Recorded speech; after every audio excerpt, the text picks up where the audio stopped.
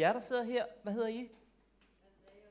Vil I ikke være søde og hjælpe os her på scenen? Er det okay? Fantastisk. Andrea, lige en kæmpe stor hånd. Bare kom herop på scenen. Det, der kommer til at ske, er, at vi spiller en scene, Anders og jeg, men der er desværre ikke nogen lydeffekter af den her scene, Andrea Liv. Og det er her, I kommer ind i billedet.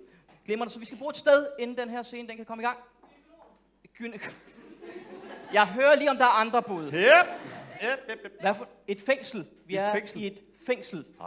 Der er ikke nogen, der ringer og befrier mig, tænker du? Jeg bliver benådet eller noget? Det skal du ikke regne med. Så skal præsidenten ringe jo og benåde dig. Jeg kan ikke forestille mig, at der er nogen, der ringer. For helvede. Fed! Ja, jeg tager den lige her. Ja, hallo? Hallo? Ja, hej. Hvem ringer? Hvem fanden er det? Trump? Det er Trump. Det er fandme Trump. Kæft, mand! Det er Trump. Ja! Han har en meget lysere stemme, jeg forestiller mig. Hvad så, Trump? Hvad kan jeg gøre for dig? Jeg trækker mig ud af NATO. Du trækker dig ud af NATO?